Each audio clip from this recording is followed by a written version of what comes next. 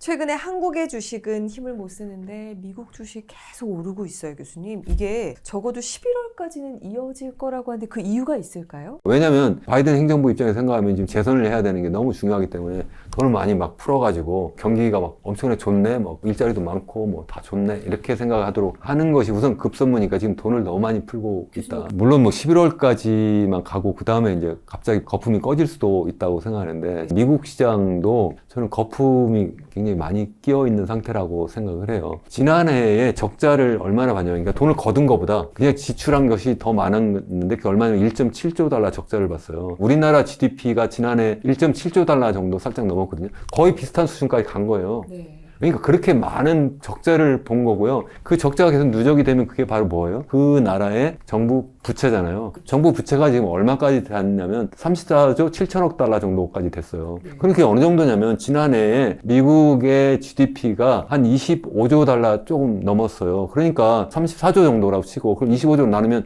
곱하기 100을 하니까 한 120%가 넘는 거예요. 이 정도면 굉장히 많다. 보통 100%가 넘으면 당연히 많은 거고 한 80% 넘으면 일반적으로 굉장히 많다. 우리나라 같은 경우에는 정부 부채가 50% 살짝 넘었는데 그거에 비하면 많아도 이제 엄청나게 많은 상태인데 올해는 지난해보다 더 많이 적자를 볼 거로 지금 보고 있어요. 지난해 1.7조 달러라고 했잖아요. 한 1.8조 달러 이렇게 풀 거다. 그러니까 너무 지나치게 완화적인 그러한 재정 정책을 현재 하고 있는 거고 이게 당연히 대통령 선거하고 맞물려 있다라고 생각을 하는 거죠. 행정부는 행정부대로 당연히 대통령이 재선을 지금 해야 되는 상황이니까 적극적으로 지금 돈을 막 풀기 정책을 써요. 지금 물가를 잡기 위해서 긴축적으로 재정 정책도 해줘야 되는데 여긴 반대로 확장적인 재정 정책을 하고 있다. 그러니까 아직도 충분히 긴축적이지 않으니까 지금 계속 현재까지 오고 있고 그러니까 실물 경기에서 보면 GDP 성장률도 굉장히 견조하고 거기다가 실업률도 상당히 낮은 완전공유 상태를 계속 유지하고 있고 또 뿐만 아니라 물가도 계속 2% 수준으로 가지 못하고 있다. 마지막 고지가 저긴데 거기서 안 떨어지고 있다 뭐 이러잖아요.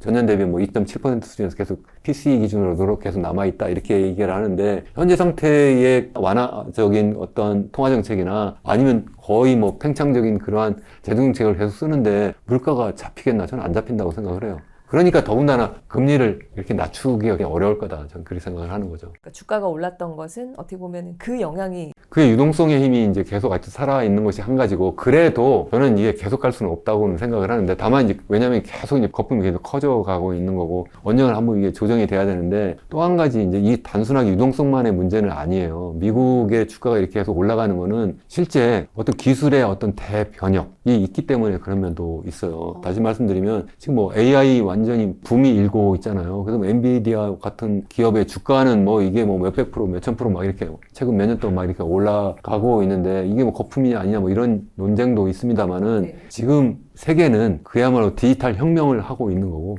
디지털 혁명의 핵심은 결국은 반도체잖아요. 또 그 반도체가 그걸 돌리는 게 인공지능이잖아요. 그러니까 다시 말씀드리면 우리가 보통 디지털 사회로 전환한다?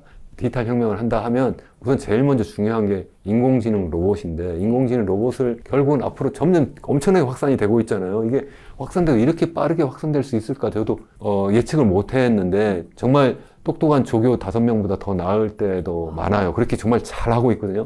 생산성도 굉장히 높아지고, 그러니까 사람들이 거기 열광해서 그쪽으로 투자 자금이 몰리니까 당연히 주식 가격이 오르는데, 근데 그 속을 들여다보면 뭐 다우존스 인덱스보다는 뭐 나스닥이나 S&P 500 이쪽으로 많이 뜨고 있잖아요. 주로 그런 테크 기업들이 오르는 게. 그러다 보니까 너무 소수에 많이 집중되어서 올리는 게 이게 약간 옛날하고 좀 비슷하네? 이런 측면도 있어요. 예를 들어서 2000년 닷컴 버블 꺼질 때도 생각해보면 테크 기업들이 막 떴거든요. 그게 바로 디지털 혁명의 준비 단계, 시작 단계라고 저는 생각을 해요. 그야말로 디지털 기술을 이용해서 컴퓨터를 만들고 인터넷을 만들고 그래가지고 빨리 계산하고 그 정보를 사람들과 빠른 속도로 교환하는 그러한 혁명이 일단 90년대 후반부에 가속적으로 나타났죠. 그래가지고 그때 뜬 게 다 뭐예요? 뭐 시스코라든가 그런 장비 사업 하는 그런 기업이나 델 컴퓨터라든가 그 당시에 아마존이라든가 구글이라든가 이런 막 등장하면서 사람들이 와 드디어 막 완전히 새로운 세상이 열렸네. 돈이 막 몰렸다가 폭 터진 게 2000년 3월이거든요. 그런 상황은 약간 비슷한 면이 사실 있기는 한데 그때도 막 그래서 유동성이 막 많이 풀렸다 약간 조이면서 이제 확 터졌는데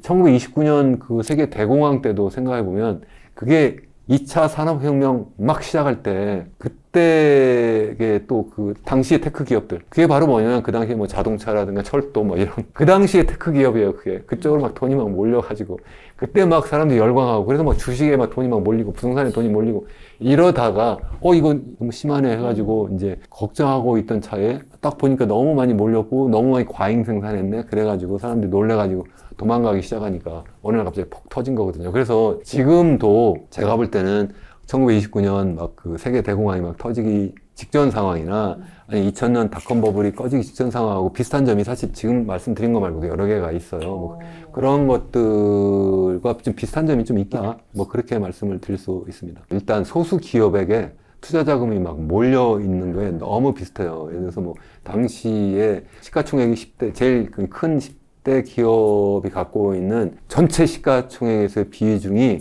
한 70%뭐 이렇게 된 제가 연구 결과 그게 지금이 거의 그 정도. 지금 생각해보면 뭐 몇 개 다 몰려 있잖아요. 뭐 마이크로소프트라든가 애플이라든가 엔비디아 몇 개 이렇게 몰려 있는데 그리고 대다수는 이제 그렇게 이렇게 규모가 크지 않은 그런 것도 상당히 비슷하다는 거고 또 그 초기에 빠르게 그 주가가 막 이렇게 지속적으로 올라가고 또 말씀드린 것처럼 기술이 그때 정말 엄청나게 빠르게 성장하는 그게 나쁜 건 아니죠. 근데 다만 이제 기술이 막 빠르게 이렇게 막 발전해 나갈 때 그때 사람들이 이제 거기에 막 열광하니까 투자자가 막 몰리고 그러다 보면 이게 항상 등락이 좀 심하게 있을 수 있다. 그래서 우리 그 경제학에서는 이런 걸 뭐라고 그러냐면 오버슈팅 한다고 하거든요. 오버슈팅.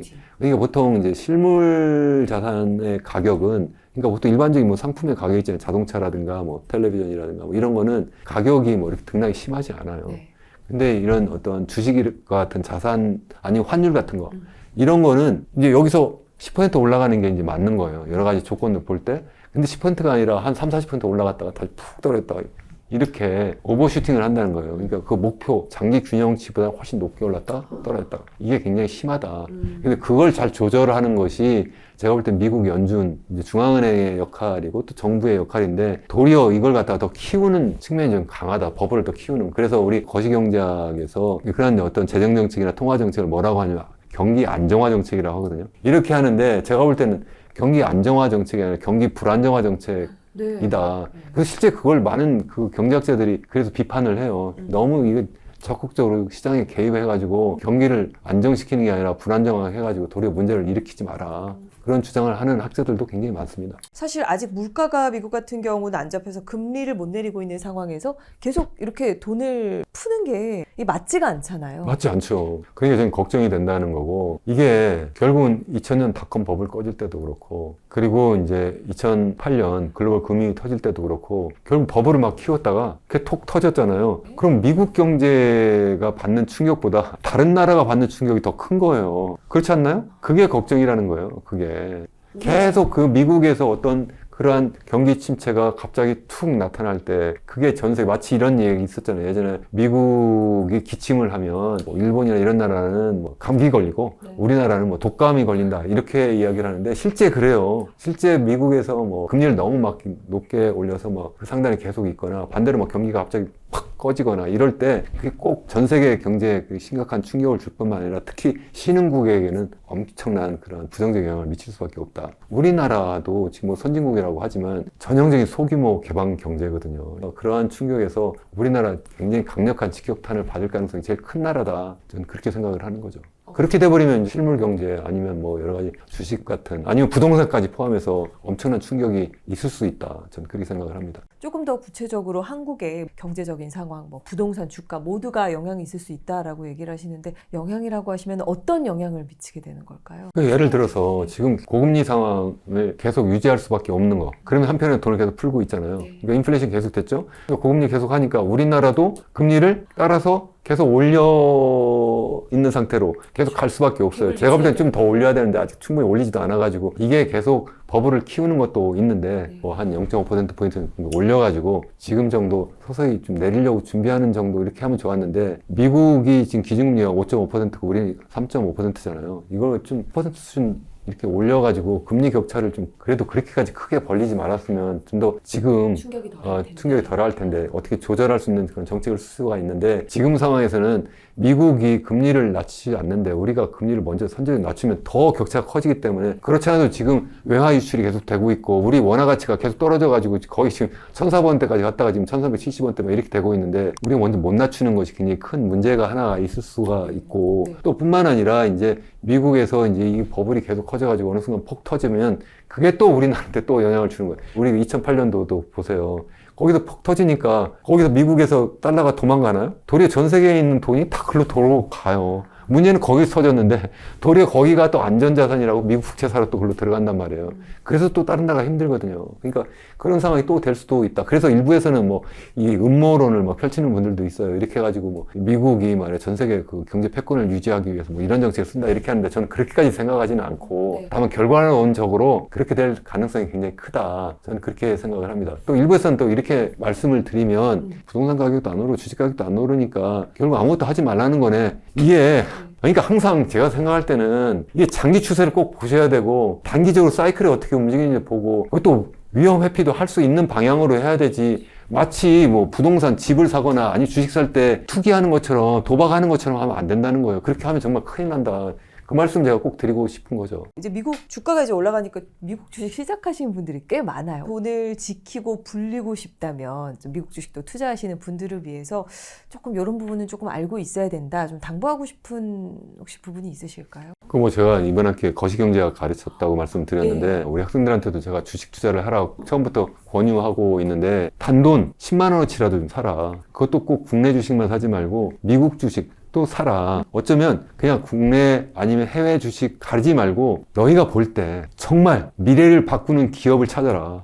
그 기업의 주인이 되라. 꼭 그렇게 이야기를 하거든요. 남들이 뭐 이거 권하니까 그냥 그거 사거나 이렇게 하지 말고 좀 전에 말씀드린 것처럼 우리 인류는 초거대 혁명, 디지털 혁명을 하고 있고 그래서 우리 사회는 이제 산업사회에서 정말 완전한 디지털 사회로 바뀔 거고 사회를 선도하는 그런 엔비디아부터 시작하고 뭐 마이크로소프트나 이런 테크 기업들이 지금 뜨고 있잖아요. 그러한 기업들에 가서 내가 일을 하면 제일 좋고 더 좋은 거는 그걸 만들면 좋은데 우리가 그거 안 되면 그 기업의 주인만 되면 되잖아요. 그 주인이 되는 건 주식을 사는 거다. 그 주식을 사는데 몰빵을 하지 말자. 그럼 어떻게 해야 되느냐? 적립식으로 그러한 기업들을 잘 찾아가지고 내가 계속 꾸준히 사나가는 게 이게 내 미래 자산을 부풀리는 거죠. 전체적인 흐름이 이렇다는 거 말씀드리고 그 스스로 판단해야 되고 스스로 판단하려면 공부를 많이 해야 되고 그러려면 저는 학교에서만 가르치는 거 가지고 절대 안 된다고 생각을 해요. 그래서 우리 이런 월브 TV 같은 이런 채널 여러분들 열심히 봐주시고 그러면서 여러분들 이야기하는 것 들으면서 무조건 고개 끄덕거리지 마시고 비판적으로 항상 보고 그래서 정말 저게 맞을까 틀릴까 이렇게 생각하면서 스스로 자기의 어떤 경제 근육, 금융 지식을 키워나가는 그런 현명한 투자자가 되면 좋지 않을까 이런 그렇게 생각을 합니다.